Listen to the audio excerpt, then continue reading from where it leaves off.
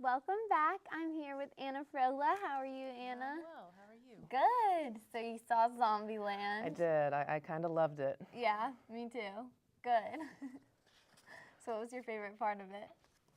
I think I'm going to have to go with The Man on the Street. I loved Bill Murray's cameo. Yeah, I did, yeah. good. Well, can you explain self-reflexive filmmaking in Zombieland? Self-reflexive filmmaking is when the film lets you know that it knows you're watching a movie. So the inner titles on the trailer that we saw when Jesse Eisenberg's character names all his rules, and you see kind of visuals pop up with the rules of surviving the zombie apocalypse.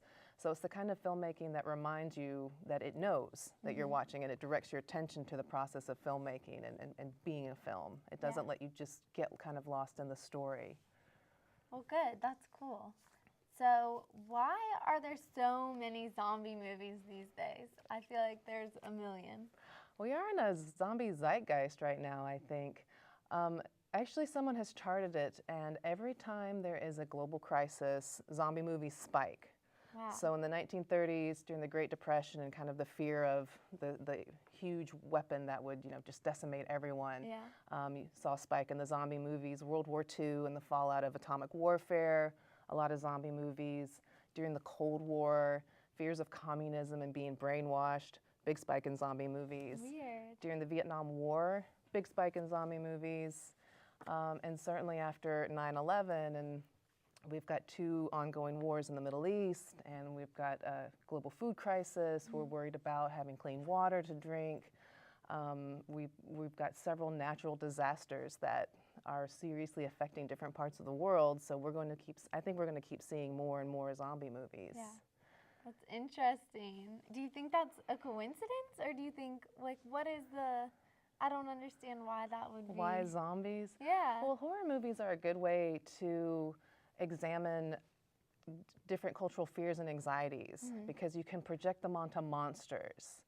And so it kind of provides this safe way of being scared because a lot of what we're living through right now, economic uncertainty, wars and their aftermaths, toxins everywhere, those are really kind of hard to deal with. You can't function if you just sit and think about that all the time, but when you can make them into a surrogate fear like a zombie or a Dracula, although vampires aren't very scary right now, are they? They're more sexy than scary.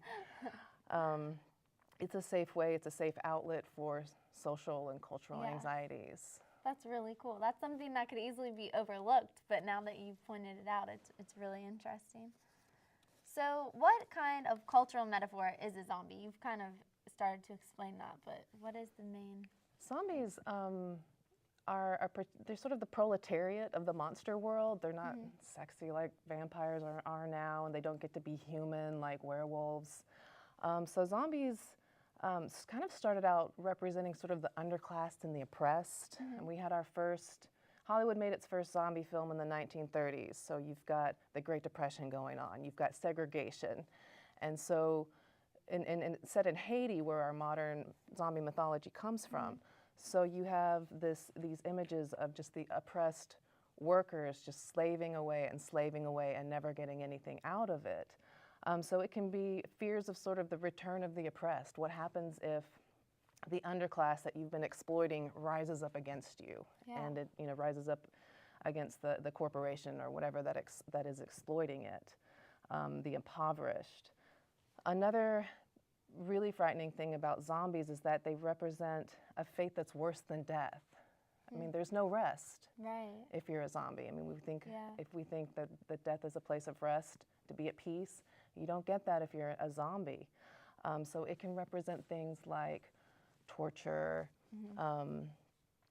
injuries. I mean, I think one of the ways that it can metaphorize the war is that you've got soldiers coming back with traumatic brain injuries, so they look the same on the outside, but they're not the same anymore because they've suffered extensive brain damage. Another thing that zombies can represent is our practice of hyper consumption, and George Romero does this in Dawn of the Dead. He sets it in a mall, and by there's a certain point in the movie where you can't tell if tell the difference between the humans living in the mall, Right. just eating and consuming, and the zombies that just want to consume human flesh. Yeah. And another thing that they can represent, and one of the most frightening things about them is that if they represent, what if our loved ones become zombified? Yeah. And our mom or our dad or our sister, they're the ones coming at us and they want nothing but to consume us. Yeah. So it can represent a lot of different fears, and I think because of how many different social anxieties we have now, that's one of the reasons why Yeah. we're seeing so many. Do you think that people take it seriously though? Like I've met people who really think that zombies are gonna take over. Do you think some of these movies give that impression, or do you think it's all just relating it to stuff that's happening in the world? Well, I think that they represent an apocalypse, Yeah. and a sense of an impending apocalypse, and we have so much going on right now. I can understand why people would take Yeah. it seriously. I think I belong to a Facebook group called I can't pretend I'm not going to be excited when the zombie apocalypse happens. But funny. sometimes it is just fun. I mean, I Yeah. think it was last year that they had the humans versus zombies on campus. I don't know if you played, but I didn't. That's funny. I got to But observe that.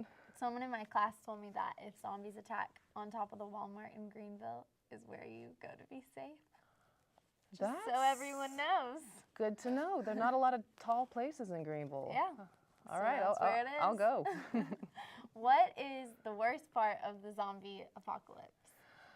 For me, it's how humans behave. Humans the society crumbles, and humans get really sort of follow their survival instincts, and it's me, or if it's me or you, it's going to be me. And so that's why you see everything breaking down. Zombies also require the human to be as brutal and violent as the zombie itself. Right. So you see humans turning on other humans, right? That's the form that looks like us, which is Yeah. so terrifying, is how brutal humans can be in defending themselves. Wow, that's interesting. But I'm still going to go to the top of that Walmart. Yeah. So speaking of that, would you survive a zombie apocalypse? That's the last question I have. That's a It's good really question. interesting. I scored a 44% on an Oh, okay. online quiz about that because I don't own a gun. But what that quiz didn't take into account is how you would be in a melee. And I was pretty good at softball. I was Yeah? a pretty good batter in my youth. So I think I'd be good in a melee if you put a baseball bat in my hand, maybe an axe. I think I Well, could good. keep a little circle All right. secure. And now that I know about the Walmart, I think that would I know, definitely we're up my set. score. If zombies attack, I'm coming to you. That's right. All right, well, I hope everyone enjoys the movie, and thank you, Anna. Thank you.